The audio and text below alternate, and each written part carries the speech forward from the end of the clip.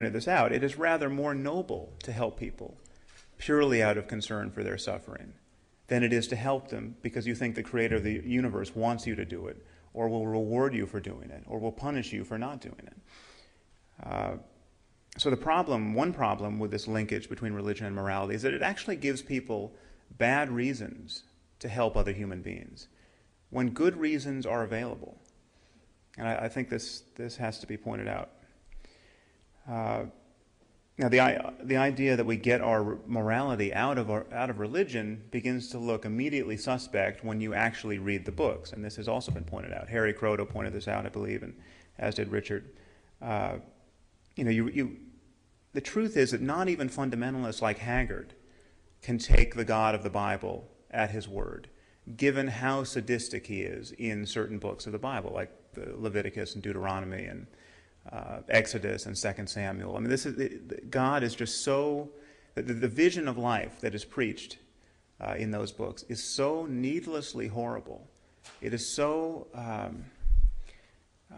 hostile to creating a sustainable society where basic human happiness is even possible. That if you're going to draw your to-do list out of a book like Leviticus, you're going to make Mullah Omar of the Taliban look like Franklin Delano Roosevelt. I mean, this is not a vision of life that even our fundamentalists subscribe to.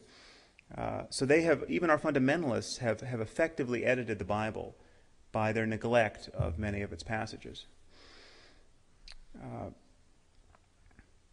And how do we do this? Well, we edit the Bible we cherry pick it based on our own ethical intuitions, and a larger conversation about ethics and human happiness that has developed in the last 2,000 years. I believe Pat Churchland also pointed this out.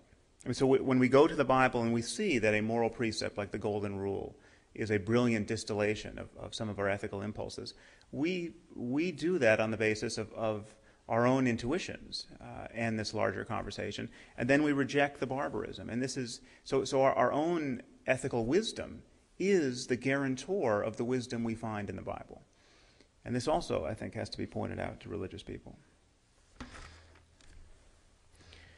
And as Richard pointed out, there's no question that our morality precedes our humanity even. I mean, we have experiments where mice are shown to be more disturbed at the suffering of familiar mice than unfamiliar mice. We know that monkeys will withstand painful shocks or will withstand starvation to keep their cage mates from receiving painful shocks. We know that chimpanzees show obvious concern over fairness in the allocation of food rewards. I mean, these are the kinds of findings you would expect if our morality were somehow an emergent property of biology.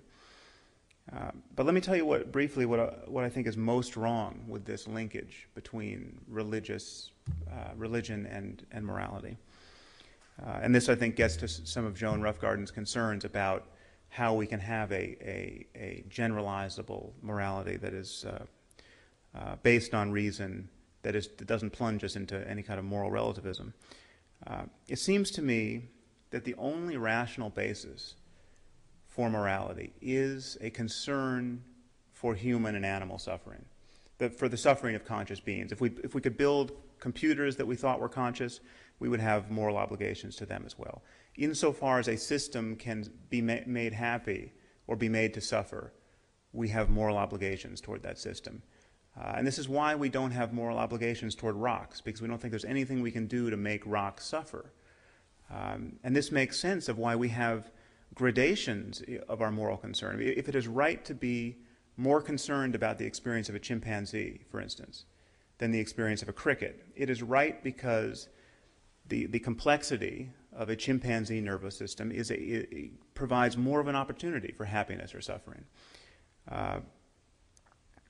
So those gradations that I think we have some very serviceable moral intuitions about who to worry about in the world, in the animal world, and this makes sense of why we tend to privilege human beings over most animals. The problem with a religious foundation for morality is that religious conceptions of right and wrong systematically separate questions of morality from the living reality of human and animal suffering. Religious people tend not to focus on suffering and happiness. This is why we have a nation that can debate gay marriage as though it were the great moral issue of the time, when genocide and massive forms of suffering are occurring on a daily basis. I'll give you a case in point that I brought up briefly yesterday. The fact of stem cell research. As many people in this room no doubt are aware, stem cell research is one of the most promising lines in biology to generate medical therapies. And it is not being funded at the federal level for reasons that are religious, but because we have this idea that, based on rather vague notions of theology, that in every fertilized ovum there is a soul. And you can't privilege the interests of one soul over another, even if one is in a petri dish and the other is in a man with Parkinson's disease. A lot has been said in this conference about science not being able to answer questions of morality. Well, I think this is a question of morality that science has answered. If